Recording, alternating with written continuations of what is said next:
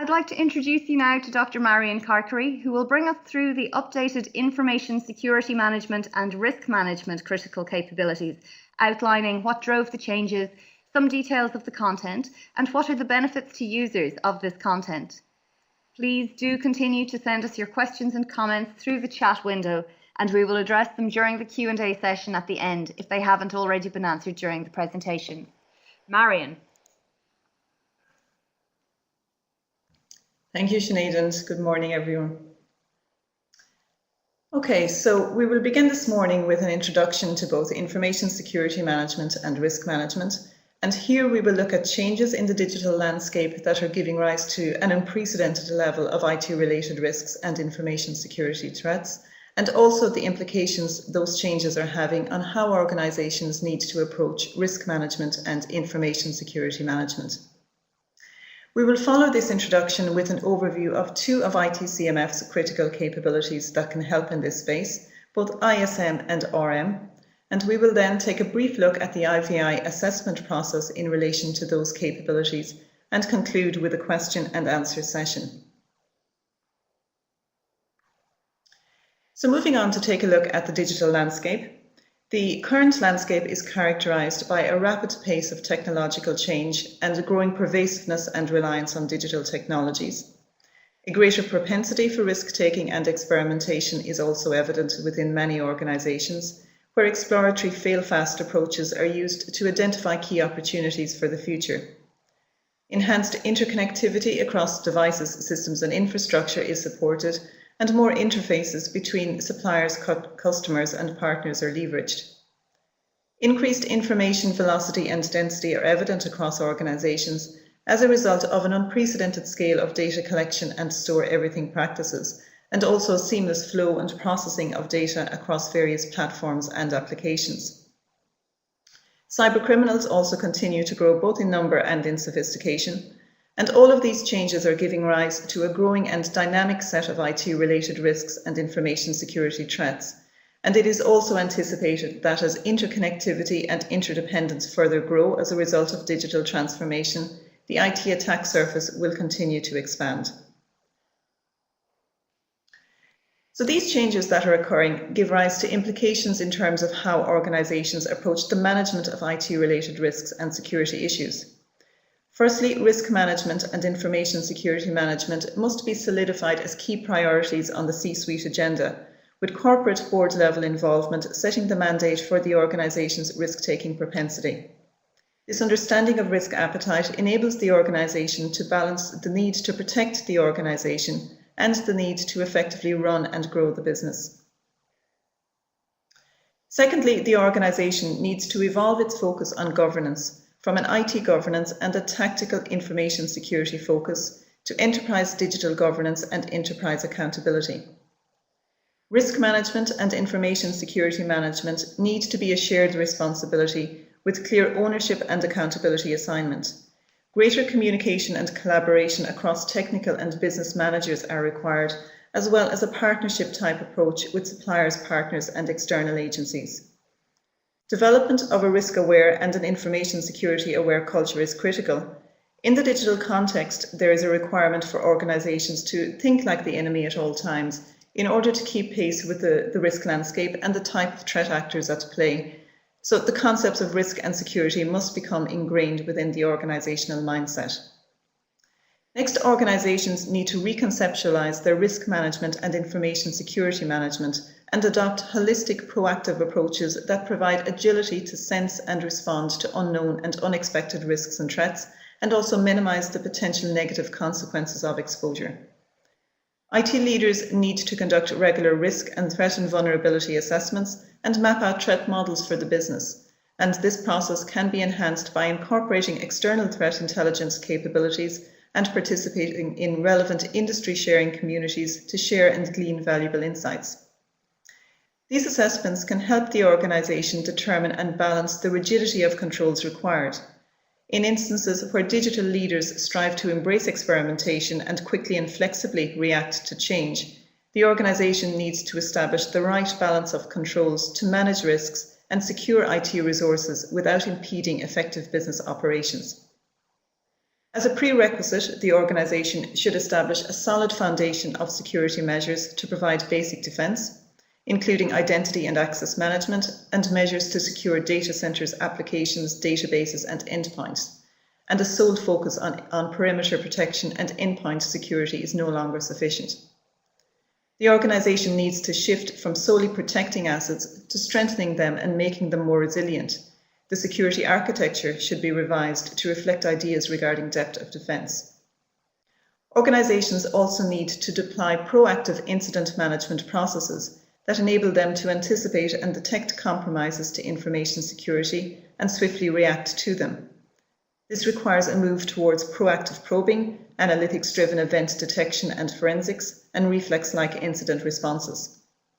IT leaders also need to keep pace with advances in risk and security-related technologies. The organisation needs to look to evolving trends such as cognitive computing, data anonymization, behavioural tracking and analytics, and automation, and needs a mechanism for rapidly piloting and implementing such new technologies and processes.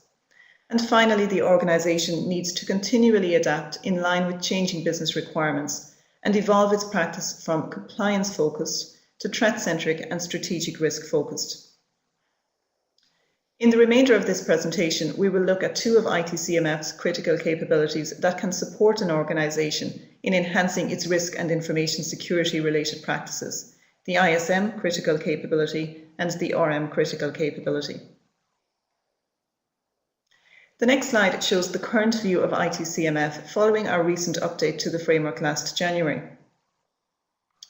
The risk management capability is located within the managing IT like a business macro capability, while the information security management capability exists within the macro managing the IT capability. So we will now take a look at each of those capabilities in turn.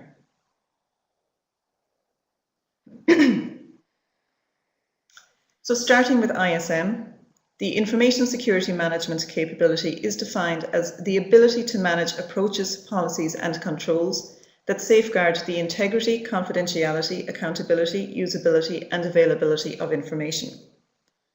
An effective information security management capability aims to develop and maintain information security approaches, policies and controls to safeguard the organisation's information and information held in its custody, that is, both when it is stored and when it is being transmitted. Provide assurance to stakeholders and regulators that information security approaches, policies and controls function as intended. Develop the necessary competences of individuals and help employees maintain appropriate levels of awareness to protect against the occurrence and severity of information security incidents. Ensure that all identified incidents, near incidents and suspected security weaknesses are appropriately investigated and addressed. Ensure that the residual security-related risk remaining after the information security technical analysis and mitigation actions does not exceed the organisation's risk appetite. And finally, balance the application of information security controls and compliance with regulatory or contractual obligations with the organisation's ability to engage in innovative initiatives that may support growth and competitiveness. The ISM capability is comprised of 4 categories: governance, technical security, security data administration, and business continuity management. Each category is comprised of a number of capability building blocks, or CBBs. Looking at the grey images on the screen, the governance category addresses concepts such as principles, policies, and controls, information security strategy, governance structures, all the way through to security performance measurement and supplier security requirements. The technical security category focuses on security architecture, IT device security, and physical infrastructure security. Security data administration focuses on data security classification, access rights management, and data lifecycle management, while the business continuity management category addresses business continuity planning, security risk management, and security incident management. So for each of those CBBs, a detailed set of assessment questions and maturity responses across 5 levels exists, as well as associated practices, outcomes, and metrics to improve over time. So taking a high-level look at the 5 levels of maturity in ISM. Maturity level 1 is characterized by localized or siloed information security approaches, and incidents not being detected or responded to in a timely manner.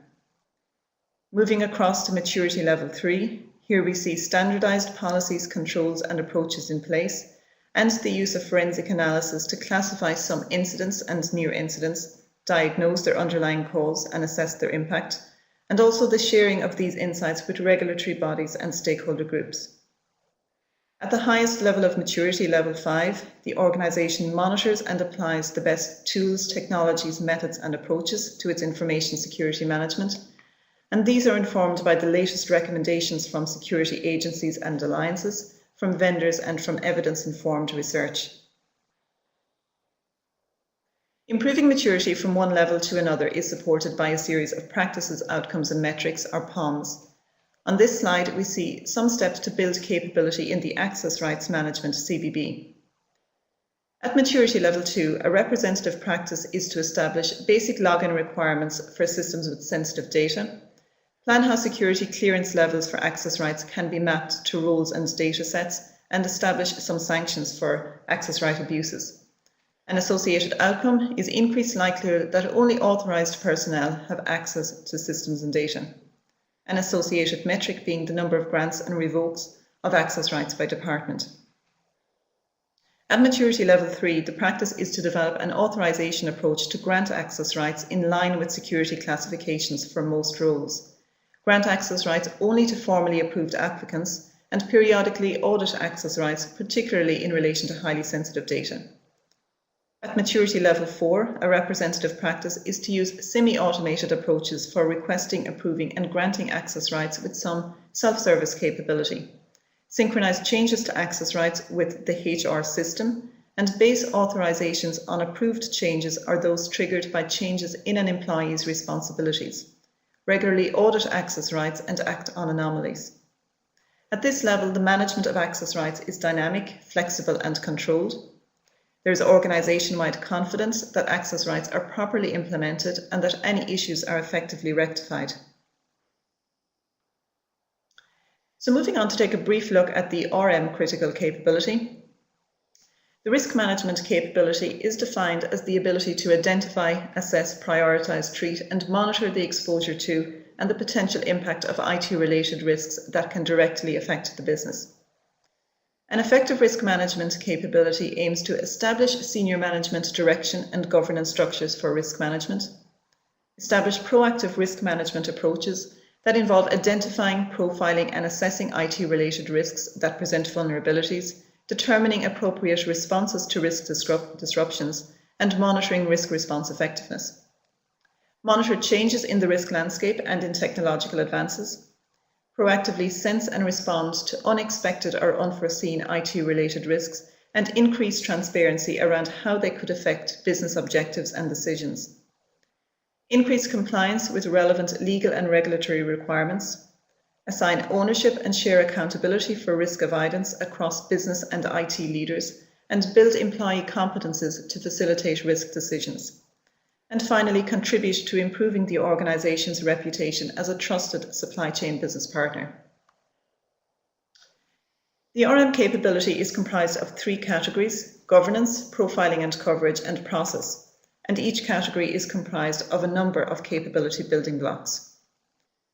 Looking at the governance category, it addresses concepts such as risk management principles and policies, risk management programme, governance structures, integration, and so on.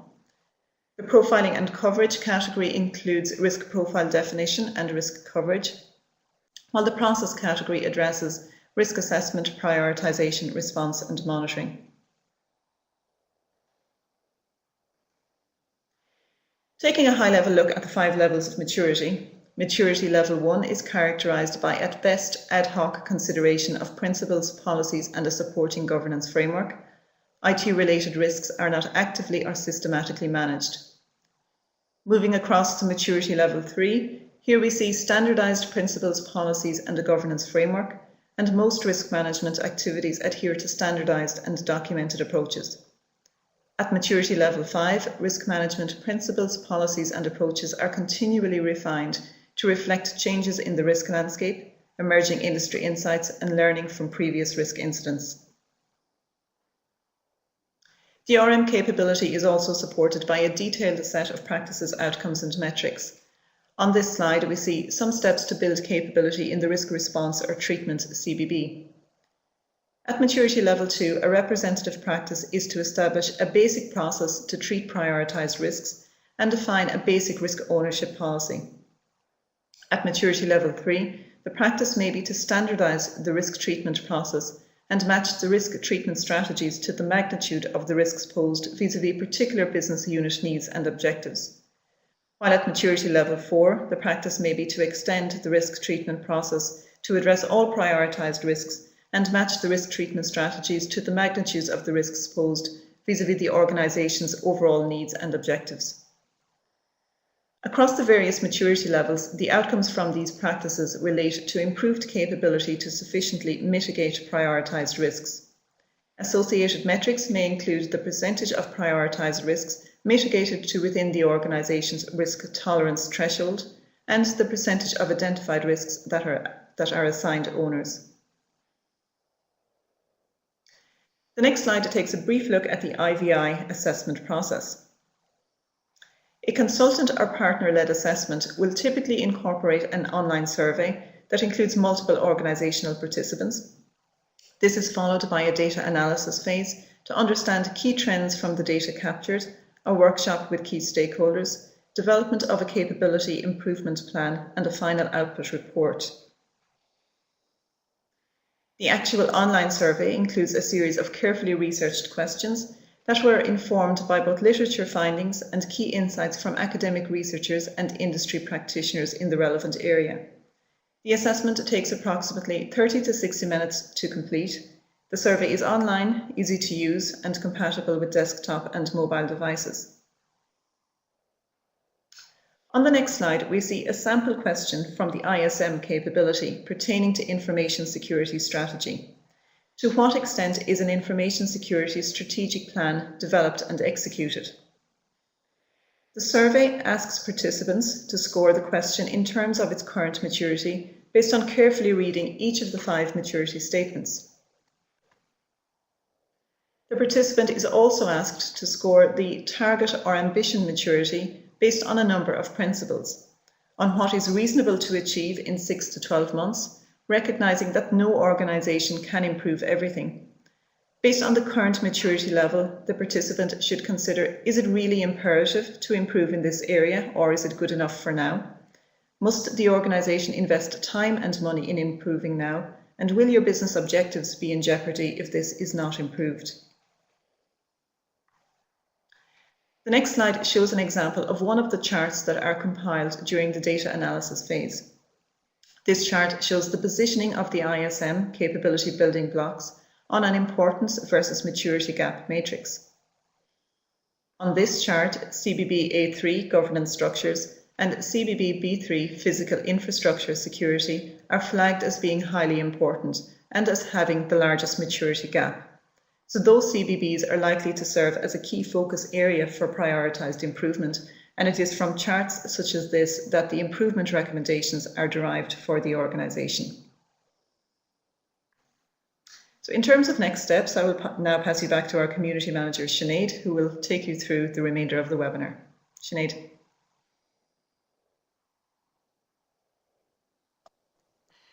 Thanks very much, Marian. So, in terms of engaging with IVI and finding out more information about the IT CMF in general, or the ISM, Information Security Management or Risk Management, RM capabilities in particular, as a first port of call, you can go to our website, www.ivi. This will give you general information on the framework and the assessments. This will also give you some insights into various aspects of the framework through our blogs. You can also join our community on LinkedIn. If you search for IVI Global Community, you'll be able to connect with us there and be part of the conversations that are ongoing. The link to that LinkedIn group is listed on the slide here. If you have specific questions and would like to contact a human, You can get in touch with me. My email address is listed on the top right corner of this slide. You might also wish to connect with Paul Goddard, the Channel and Partner Manager at IVI Services, or Mark Stamper, the Customer Success Manager, also in IVI Services. Their email addresses are listed in that top right box as well. If you are interested in the IT CMF more generally, or if you are interested in the knowledge management capability, they are our upcoming webinars in May. You can join us on the 15th or 17th of May for knowledge management, or the 29th and 31st of May for a broad introduction to the IT CMF. So that